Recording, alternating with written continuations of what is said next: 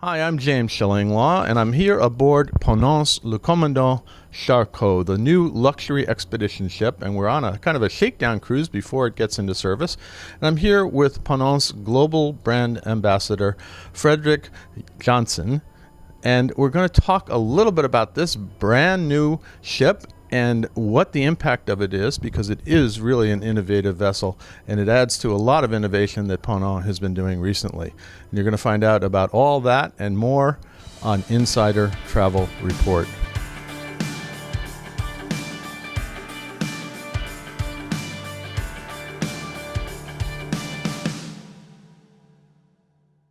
Now, Frederick, first of all, you actually gave me a tour a few days ago. It's an amazing vessel. We've been having a great time on it, discovering all these innovations that Ponant has put into this vessel. You've put a lot into this ship. This is amazing. Let's talk first about your career as a global brand ambassador. When did you start doing this, and what's the role?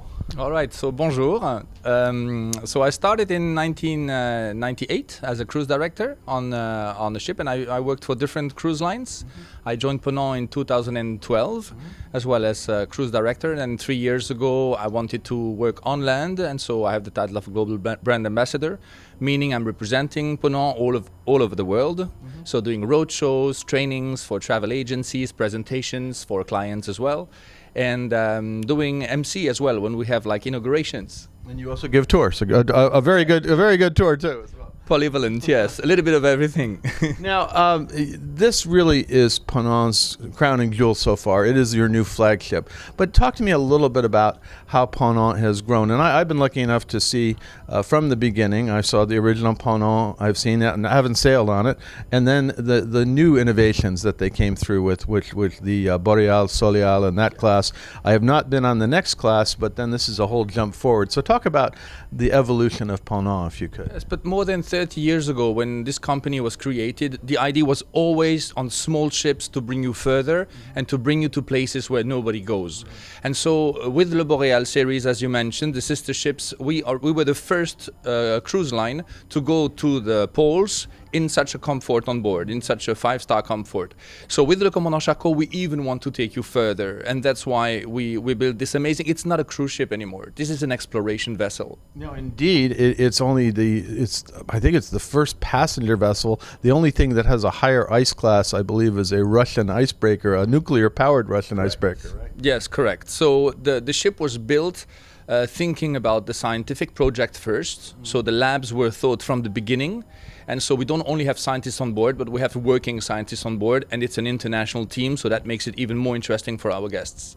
And indeed, your very first cruise, if you could call it that, it really wasn't not a cruise, but an expedition. And you did make it to the North Pole just a few weeks ago, right? Yes, I remember being on board and having the captain say, okay, we're like in 1.2 meters of ice and we're doing 12 knots. And I was saying, sorry, that must be a mistake. And the sailing was so smooth. I mean, the engineering of the ship is amazing. It's a lot of innovations and a lot of things that we are creating now, because a lot of things are new as well. Yeah, well, I think this whole thing about going to the North Pole, I think, you can tell your clients, because there isn't another passenger ship like this that has gone to the North Pole, and actually will be going to the North Pole about 4 times next year, right? Yes, and the fact that we go several times in one season to the North Pole is also very interesting for scientists, because they can compare data in one same season, which is really exceptional. So the ship is an excellent opportunity for them as well. Now, in between the Boreal class, you had another class that came out. Tell us a little bit about that one and how that evolved into what we have today. Yes, I mean, all the sister ships and even the Explorer series have all the same hull, so they can really go around. They can have some growlers, but they cannot come into the ice. So the idea with this vessel with an icebreaker hull, it's really to be able to go everywhere and to go further. And in the innovation, for example, we have an application where you can actually see through the satellite images where is the open water, so you avoid really having to cut the ice, because it's not straightforward that is the fastest way when you're sailing into the ice.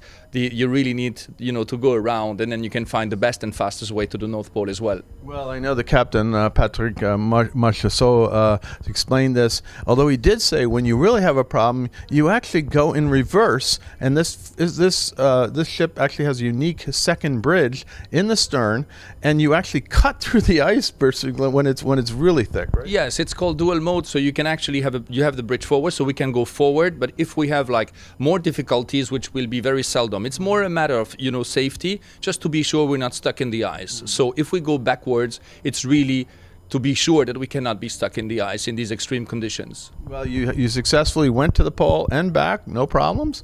It's only about 600 nautical miles, I think, from Greenland. You went from Greenland, right? From Svalbard. That's in Norway, right? Yeah.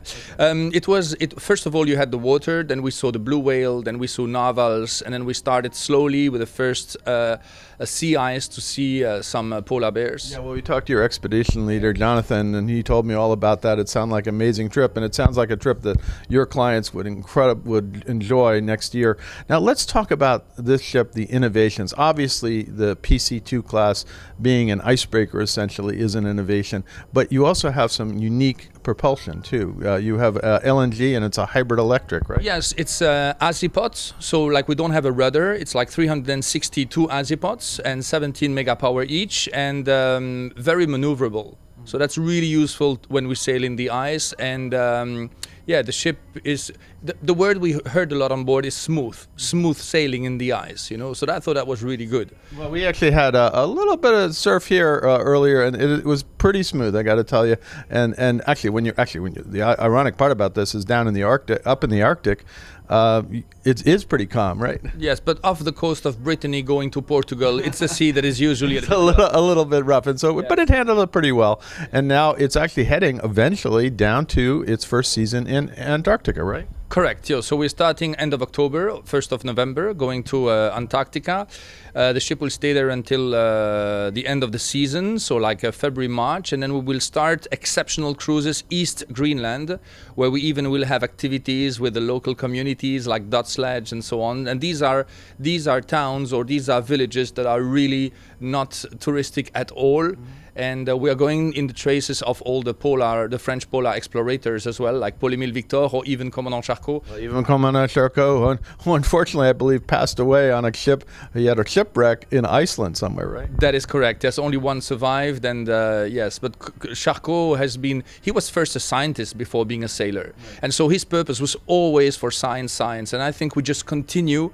Actually, the ship should have been called the Dream of Charcot, because he wanted to reach the North Pole, and he wanted to continue the scientific research. This is exactly what we do with Le Commandant Charcot. Well, if he had been alive today, he would have seen a ship that not only delivers the expedition part of it, but boy, it's in a lot of creature comforts. It is not, we don't skimp on the luxury here, right? Yes, but Jean-Baptiste Charcot is on board because his great-granddaughter gave us, or the bridge, a picture of him, and so the eyes of Commandant Charcot are looking on their little ones, like he called all his crew.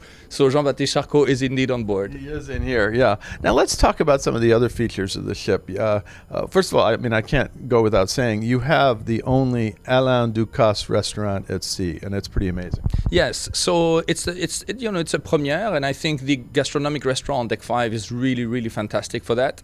And Alain Ducasse, so first time there is an Alain Ducasse restaurant at sea. I mean, you had an association with a company that provided food that he owns for the other vessels, but not an official Alain Ducasse restaurant. And I believe he was even aboard a few weeks ago, right? Yes, that is correct. That is correct. Yes. Yeah, so it's a wonderful cuisine every day, and then the restaurant on Deck 9.